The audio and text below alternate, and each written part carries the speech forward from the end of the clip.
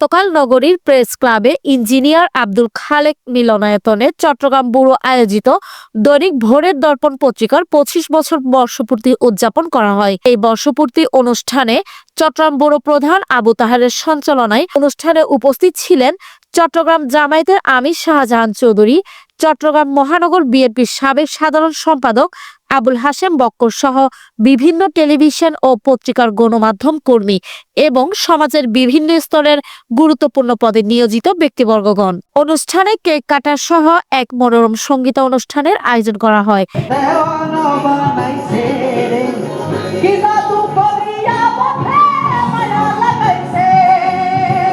বিভিন্ন প্রতিষ্ঠান ফুলের শুভেচ্ছা জানিয়ে ভোরের দর্পণ পত্রিকার আরো সুন্দর সাফল্য কামনা করেন। আজকে ভোরের দর্পণ 25 বছর অথবা 25 বছরে ওনারা পদার্পণ করছেন।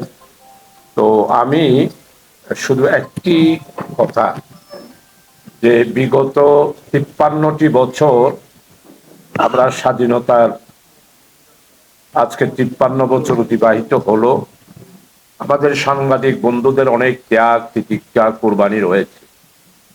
বিশেষ করে 71 সালের মুক্তিযুদ্ধের সময় সাংবাদিকদের বন্ধুদের বলিষ্ঠ ভূমিকা এবং তাদের রক্তের বিনিময়ে মুক্তিযোদ্ধাদের এক সাগর রক্ত পেরিয়ে রক্তে কেনা আমাদের এই প্রিয় জন্মভূমি বাংলাদেশ। 53 বছরে অনেক রাজনীতি হয়েছে, অনেক সরকার এসেছে, অনেক সরকার গিয়েছে। আজকে সাংবাদিকদের, বিশেষ করে যারা সরকারে থাকেন, সাংবাদিকদেরকে স্বাধীনভাবে কথা বলতে দেন না। এটা কোনো সরকারেরই চরিত্র হতে পারে না। সরকারের চরিত্র হওয়া উচিত আজকের ইন্টেরিয়াম গভর্নমেন্টের সম্মানিত প্রধান উপদেষ্টার যেই চরিত্র, যেই কথা, সেরকমই হওয়া উচিত। শামীমা আফরিন, চট্টগ্রাম পোস্ট।